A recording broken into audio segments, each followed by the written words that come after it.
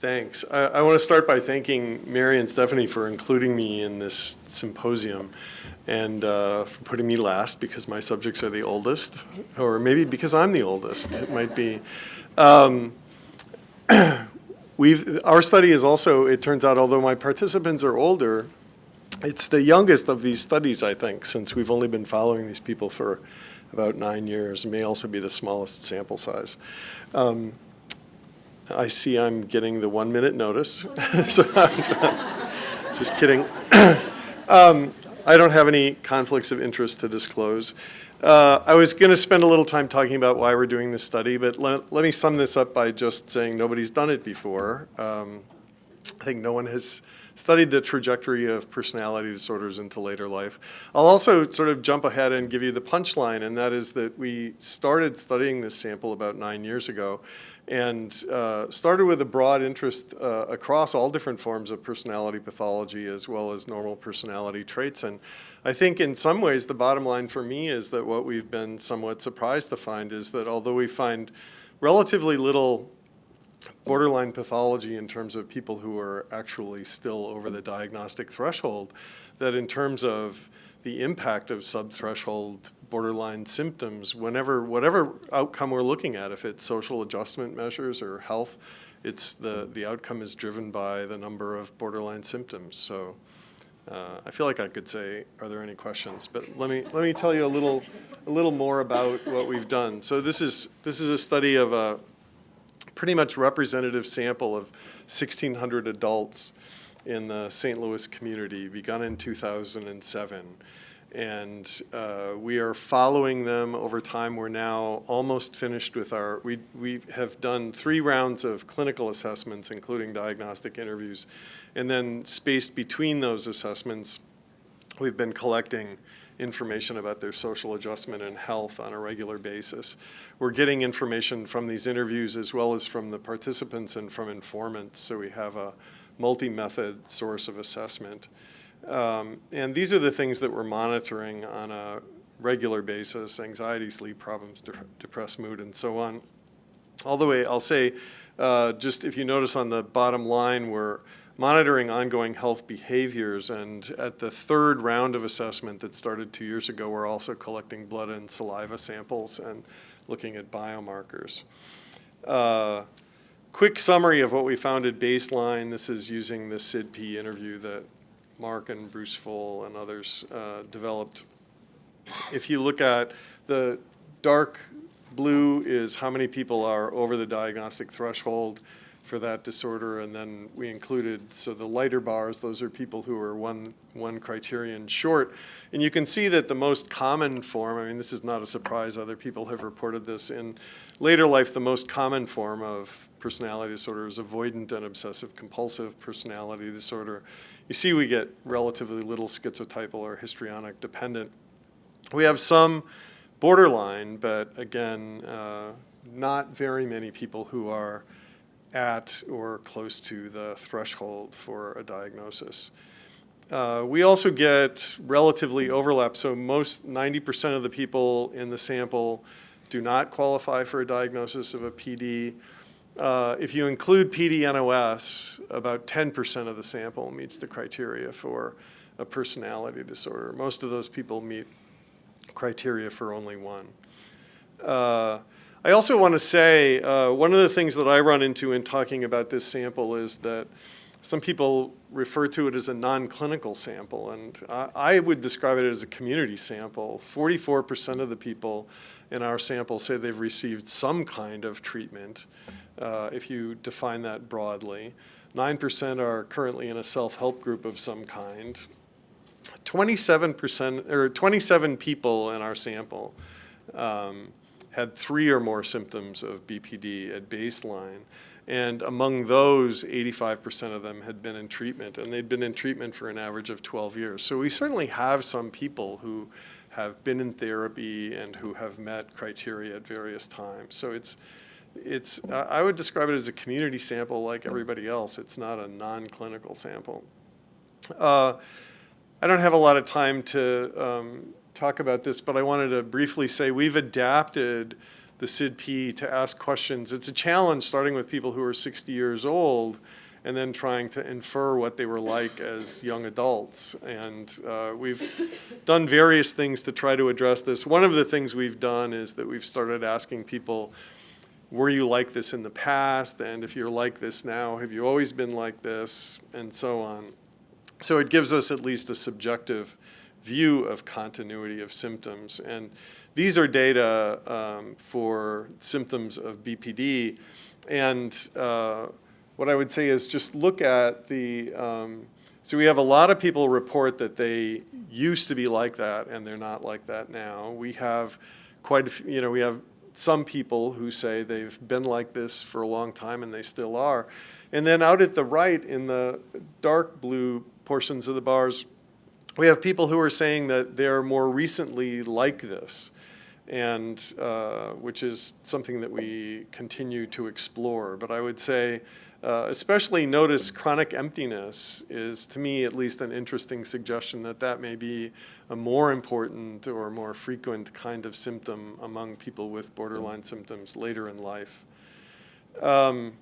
We've looked, again, could be a long story, we've looked at the trajectory of change in symptoms of personality disorder and in personality features or personality traits over 3 points in time. And no surprise, the structured interviews suggest that on average, people are getting better. That reflects also what you would find in the literature on normal personality traits. So people become more agreeable and more conscientious, and their scores on neuroticism decrease over time. With regard to personality disorders, the only exception about the pattern of improvement is that we see small increases. This is at the mean level for the whole sample, but we see small increases in paranoia across all the different sources of information. For the others, we see decreases. The other interesting thing that we're exploring, and I don't have a definitive answer to this now, is that the pattern for change in normal personality traits that we get is what you find in Brent Roberts and other people who write about this. So we see people getting higher on agreeableness, higher on conscientiousness. Contrast in our sample is we have informant reports on all of those things, and the mean pattern of change is exactly the opposite for the informants. So the informants say people are getting less agreeable, less conscientious, higher on neuroticism. These are very small effects, but we have a big sample size. So we're not exactly sure what that means yet, but we'll find out. The other thing, as I said at the outset, in our study, we find that there is a connection between symptoms of BPD, especially BPD, on health and on various aspects of social integration. If you look at how many people in the sample have never been married, one of the best predictors is symptoms of borderline. If you ask how many have you been divorced, how many times have you been divorced, symptoms of BPD are related. Smaller social networks, diminished volunteer activities, and so on. Also, this next slide that I'll show you, we monitor since the point when they entered the study at age 60, we monitor every 6 months the number of stressful life events that are reported.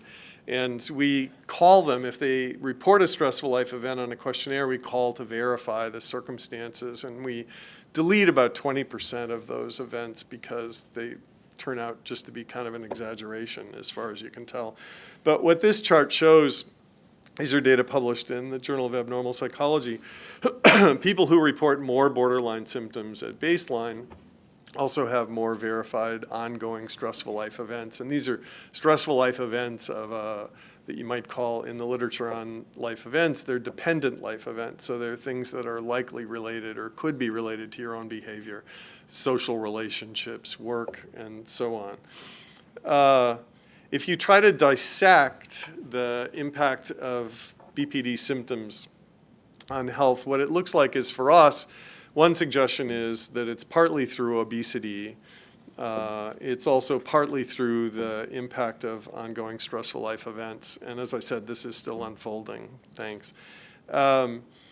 We also have added, as I said, at the third follow-up assessment, we've added biomarkers, and this is a preliminary slide just to show that the connection in our study between, the reason I'm encouraged about this slide is the connection between symptoms of BPD and health is not just self-report.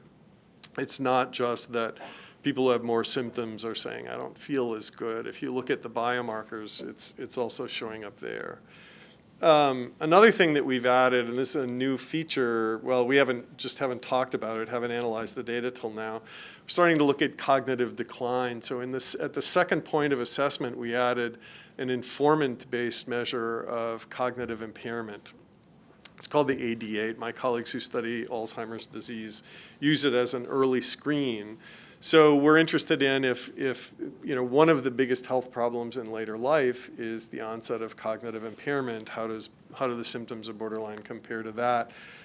We now have 861 people whose informants have completed this measure of cognitive decline. These, by the way, are the items. So questions about showing bad judgment, less interest in hobbies, repeating same things over and over again,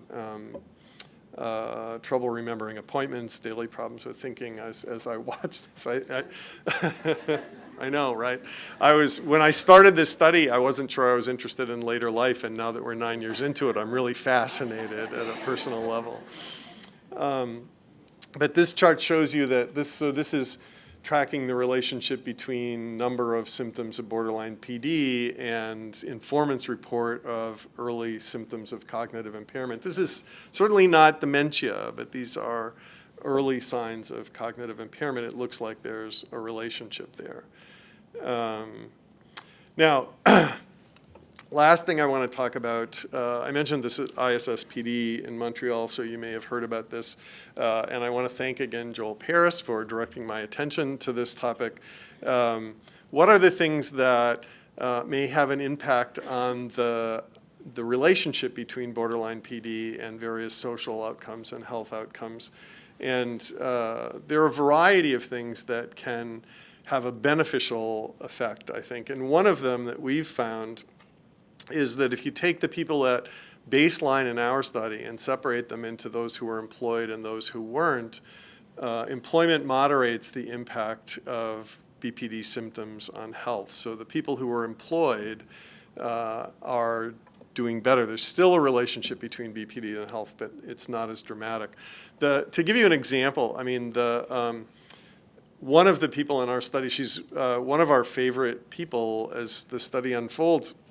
She has been in treatment. She's over the threshold for features of BPD. She's also a fascinating woman who is, I won't give details so that I'm not giving away her identity, but she teaches disadvantaged kids in St. Louis, and she regularly wins prizes for her teaching activities and for the success of the kids that she teaches.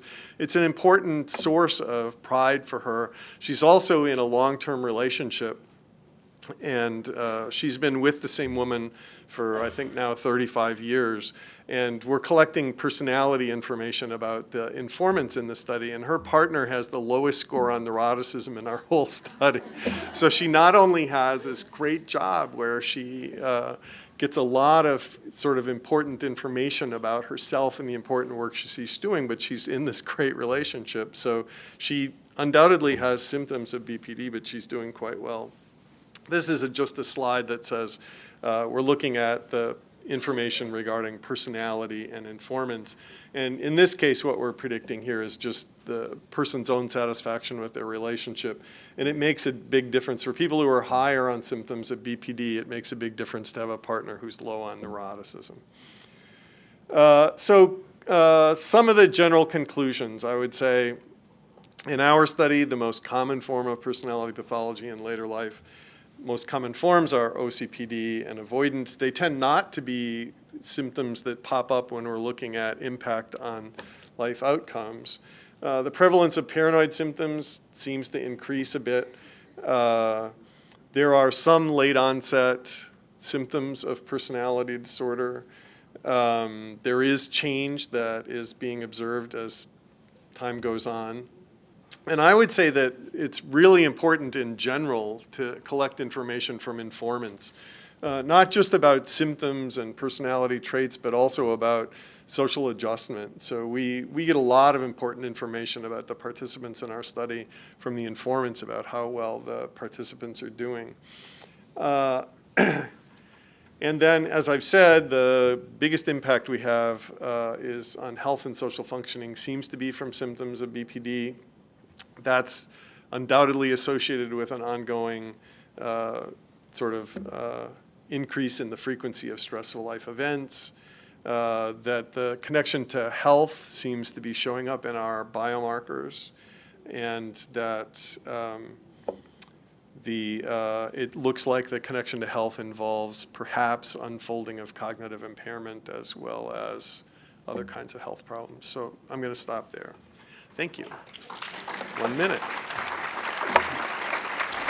So we have a minute for questions. Yes. I was interested if you didn't mention smoking. It's a great question, particularly given that we're in Missouri, which has the highest smoking rate in the United States. And it's likely, honestly, we just haven't looked at it yet. So it seems like it should matter. I should say two other things. One is, because we have a representative sample of people living in St. Louis, basically a third of our sample is African American and 2/3 are Caucasian. And then we have small numbers of Asians and Hispanics. And so our study is also kind of evolving into a study of racial disparities, and the smoking rate and the health problems are more common in the African Americans. The other thing we're doing is we've just begun, I'm collaborating with Jennifer Tackett, and we're starting to get information about the grandkids in the study now. So we have parental report on about 25 of the grandkids, and we're hoping to get some of the kids into the lab by the end of the summer. All right, I'm just curious about the work functioning and being protected in terms of the health outcomes. Do you see equivalent clinical symptomatology in the people who are working compared to those who aren't? In other words, is it that they're just higher functioning, doing better, so they're working, or is it more protective? Yeah, it's a great question, and I don't know.